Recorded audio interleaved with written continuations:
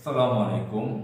সুপ্রিয় দর্শক মণ্ডলী, শিবির কেন এমন হয়ে যায়? সুপ্রিয় দর্শক মণ্ডলী, আপনারা জানেন মাহফুজ আলম নামের একজন তরুণ, যিনি অন্তর্বর্তীকালীন সরকারের উপদেষ্টা হয়েছেন। আপনারা জানেন 24শে জুলাইয়ে যে বিপ্লব হয়েছে, যে অভ্যুত্থান হয়েছে, গণ অভ্যুত্থান বা বিপ্লব, এই বিপ্লবের পরে অন্তর্বর্তীকালীন নামের একটি সরকার গঠন হয়েছে আমাদের দেশে প্রফেসর ডক্টর মোহাম্মদ ইউনূসের নেতৃত্বে। তাকে চিফ অ্যাডভাইজার করে অনেককে অ্যাডভাইজার করা হয়েছে। এর মধ্যেও কয়েকজন তরুণকে নেওয়া হয়েছে যারা ছাত্র। তো 3 জনকে নেওয়া হয়েছে এরকম: নাহিদ ইসলাম, মাহফুজ আলম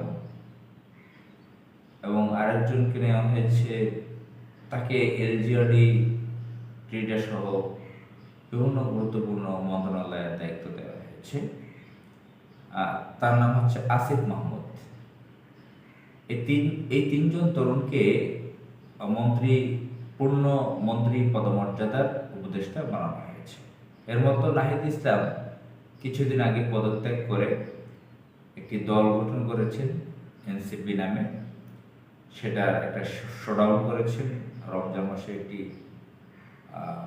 5 স্টার হোটেলে ইফতার পার্টিও করেছেন। এটা নিয়ে বিভিন্ন ধরনের আলোচনা সমালোচনা রয়েছে। তো মাহফুজ আলম এই তরুণকে, এই ছাত্রকে উপদেষ্টা করা হয়েছে। তাকে অনেকেই চিনত না, তা অনেকে বলার চেষ্টা করেছে সে নাকি মাস্টার মাইন্ড ছিল জুলাইয়ের অভ্যুত্থানে, বিপ্লবে। এই মাস্টার মাইন্ড কথাটি যখন বলা হয়েছিল তাকে, অনেকেই এটা নিয়ে আপত্তি জানিয়েছিল এবং এটা হাস্যকর ছিল। কে এখানে মাস্টার মাইন্ড? জুলাই বিপ্লবে তো বাংলাদেশের বহু মানুষ, বাংলাদেশের জনসংখ্যার বড় একটা অংশ এখানে অংশগ্রহণ করেছিল। আমি নিজে রাজপথে থেকেছিলাম। তো আমাকে কেউ কোনো মাস্টার মাইন্ড বলে দেয়নি যে এইখানে এটা থাকতে হবে। তো আর আমাদের আন্দোলন চলছে বহু বছর যাবৎ। দিল্লির এজেন্ট শেখ হাসিনার বিরুদ্ধে আমরা আন্দোলন করেছি বহু আগে থেকে। ব্যক্তিগত জীবনে আমি 1999 সাল থেকে এই শেখ হাসিনার বিরুদ্ধে আন্দোলন করি, দিল্লির এজেন্টের বিরুদ্ধে। 1999 সালে আপনারা জানেন যে 1996 সালে প্রধানমন্ত্রী হয় অত্যন্ত কৌশলে। 1999 সাল থেকে জোট গঠন হয় আওয়ামী লীগের বিরুদ্ধে, জামাত ইসলামী, বিএনপির। তখন থেকে হিসেবে পড়ুয়া হয়ে ওঠে। এরপর আন্দোলন বিভিন্ন সময় চলতে থাকে। 28 অক্টোবর লগি বৈঠার হামলার সময় আমি ছিলাম যে রাজপথে। মালিবাগের যে ঘটনা ঘটেছিল 2022-এর 31 ডিসেম্বরে, সেখানেও আমি ছিলাম। বিভিন্ন জায়গায় আমি ছিলাম, দেশের বড় বড় আন্দোলনগুলোতে ছিলাম।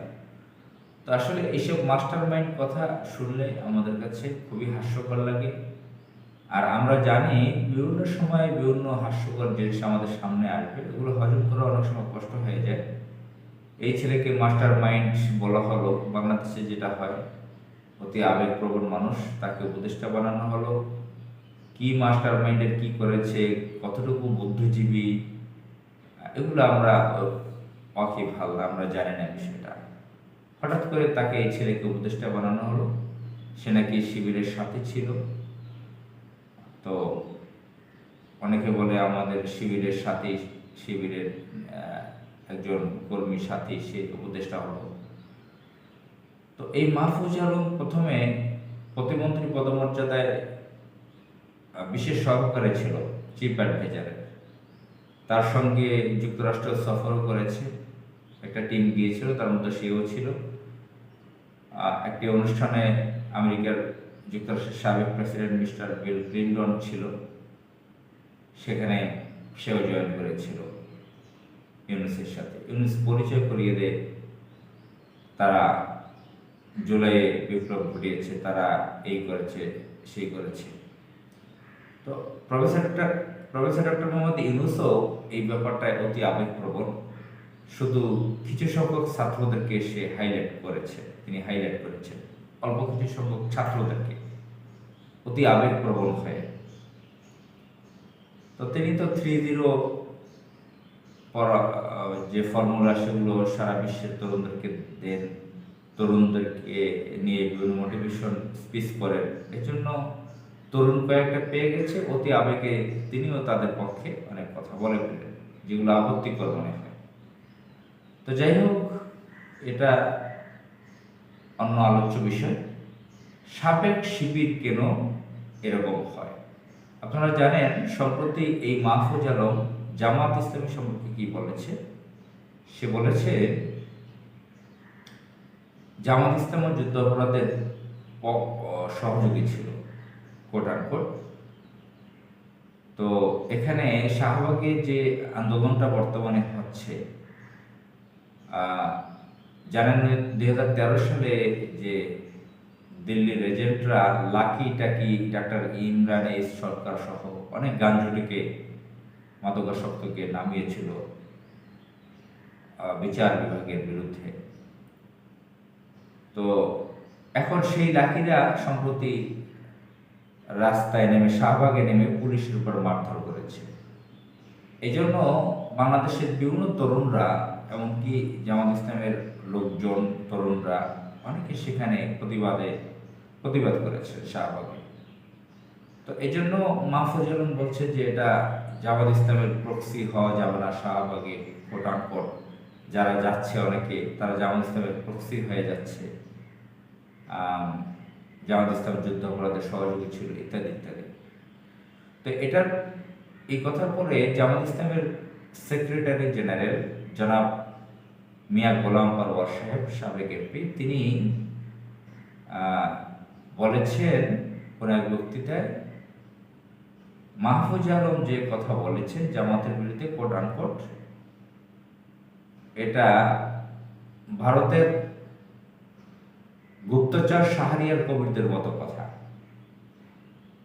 শাহরিয়ার কবির গাদানিকে আপনারা জানেন, ঘাতক দালাল নির্মূল কমিটি নামে যে একটি সন্ত্রাসী সংগঠন আছে, এটা চালায় ভারতের চর হিসেবে কাজ করে শাহরিয়ার কবির।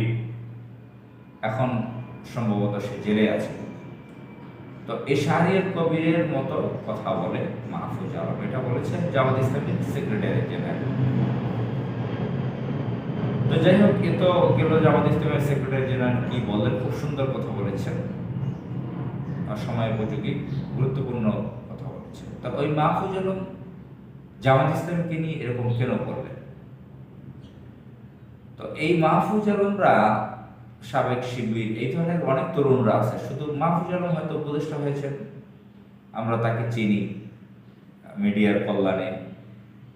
বাংলাদেশে বহু মাহফুজ আলমরা শিবিরের কর্মী ছিল, সাথী ছিল।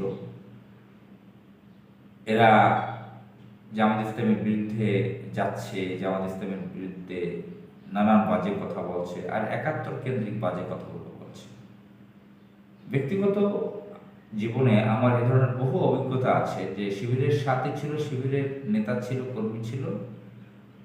একটা সময় তারা এমন হয়ে গেছে, নিজেদেরকে ওভার স্মার্ট সাজাতে গিয়ে তারা অন্যান্য যে নাস্তিক আছে, আওয়ামী লীগ আছে, তাদেরকেও হার মানিয়েছে।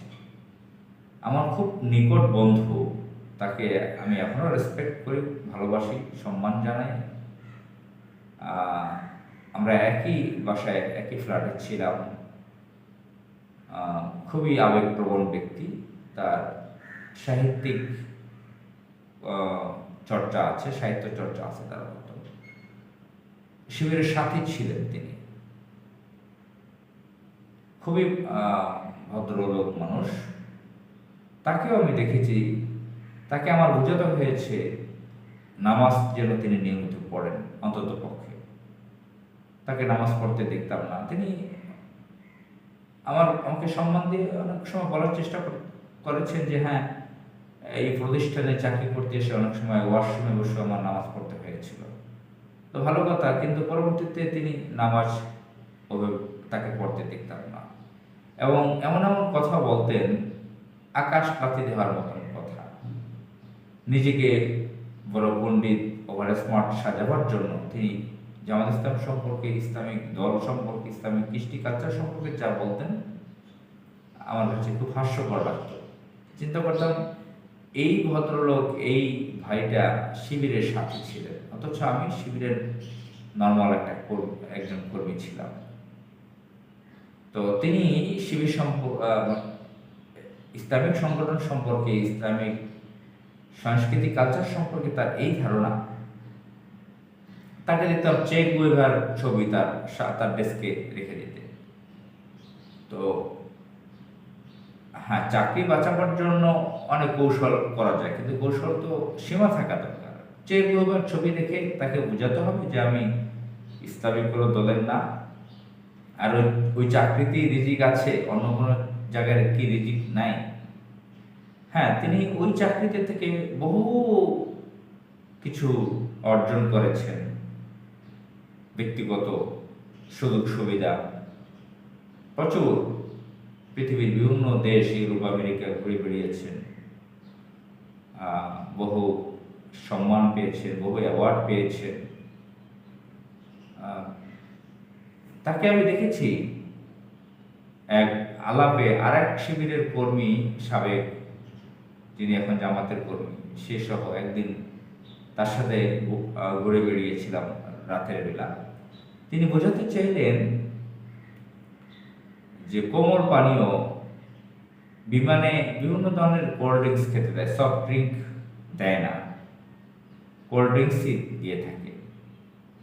আর বিয়ার, মদ, এটা কেন হারাম হতে যাবে, তিনি এক্সাম্পল দিয়ে বুঝাচ্ছেন। এটা খাওয়া তো জায়েজ হবে, পৃথিবীর বিভিন্ন আন্তর্জাতিক গ্রুপগুলোতে তো এসব বিমানে খেতে দেয়, এটা না জায়েজ হবে কেন?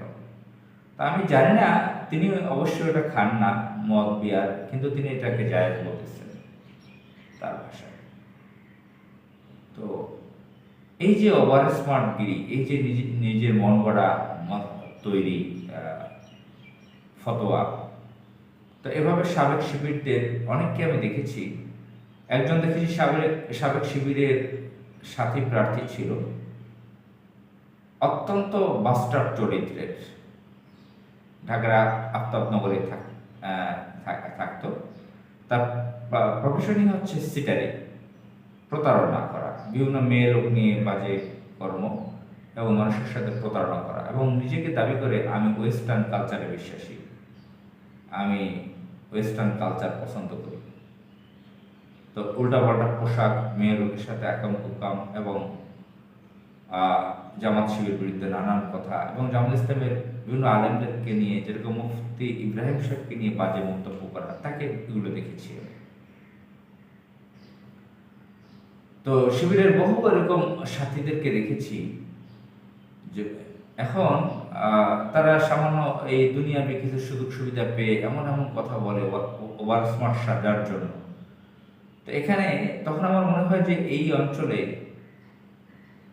700 বছর বিদেশি শাসন ছিল, বিভিন্ন জাতের মাধ্যমে মানুষ এখানে সংমিশ্রণ ঘটেছে, বা এখানে হিন্দু থেকে অনেক মুসলমান হয়েছে। অনেকে আলোচনা করেন এখানে জাতির বয়স কম, হিন্দু থেকে মুসলমান হওয়া, হিন্দুত্ববাদ, হিন্দুরা তো খুব ভীতু থাকে, অল্পতে তারা গলে যায় কিছু ব্যাপারে।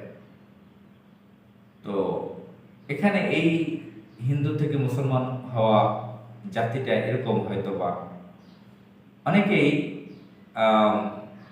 2 দিনের বৈরাগী ভাতেরে কয় অন্ন, এই টাইপের। তারা এই যে মাহফুজ আলম, সে হয়তো রাজনীতি করতে চায়, আরো বড় কিছু হতে চায়, সে জামাত ইসলামের বিরুদ্ধে বলে ওভার স্মার্ট সাজতে চায়, মানুষের কাছে গ্রহণযোগ্য হতে চায়, বিভিন্ন ব্যক্তিদের কাছে, সেকুলার ব্যক্তিদের কাছে, বিদেশিদের কাছে, ভারতের কাছে, মিডিয়ার লোকদের কাছে খুব ভালো সাজতে চায়। এই জন্য হয়তো জামাত ইসলামের বিরুদ্ধে এই কথাগুলো বলতেছে। আর জামাত ইসলামের বিরুদ্ধে এই ধরনের বহু লোকে মানে নিজেদেরকে একটু বড় করার জন্য বা স্মার্ট সাজার জন্য জামাত ইসলাম সম্পর্কে, ইসলাম সম্পর্কে নানা ধরনের বাজে মন্তব্য করছে। আমাদের দেশে যাদেরকে নাস্তিক হিসেবে চিনি, ইসলামের বিরুদ্ধে কথা বলতে দেখি, অনেকের ব্যাকগ্রাউন্ড, তারা ছোটবেলায় কোরআন পড়তে পারতো, বাবা আলেম ছিলেন, মৌলবী ছিলেন, এ ধরনের অনেক পরিবার থেকে আসা। আর এই ছেলেটা তো শিবিরের সাথী ছিল। তো এখানে আরেকটা বিষয় মনে আসছে যে শিবিরের সাথী কর্মী হওয়া অনেক সহজ করে দিয়েছে। মনে হচ্ছে যে একটু ভালোভাবে পরীক্ষা নিরীক্ষা করে বানানো দরকার। নুরুল ইসলাম নাহিদ শিক্ষামন্ত্রী ছিল, দীপুমণি শিক্ষামন্ত্রী ছিল অবৈধ সরকারের সময়, আওয়ামী লীগের সময়। তারা এসএসসি এইচএসসি পাশ করিয়েছে অহরহ মানুষকে, ছেলেপেলেকে। তো শিবিরের সাথী সেভাবে যাতে না বানানো হয়, শিবিরের কর্মী সাথী সদস্য এভাবে যাতে সহজে না বানানো হয়। অনেকেই ছোট লোকের বাচ্চাদেরকে বলবো, যারা অল্পতে ভুলে যায়, তারা ওভার স্মার্ট সাজাতে চায় নিজেদেরকে, এদের থেকে সাবধান হতে হবে। এই ছোট লোকের বাচ্চাগুলোর এরা বেশি দিন টিকে থাকতে পারে না সমাজে, একটা সময় এরা পচে যায়। কিন্তু আমাদের সাবধানতা অবলম্বন করতে হবে। আসসালামু আলাইকুম।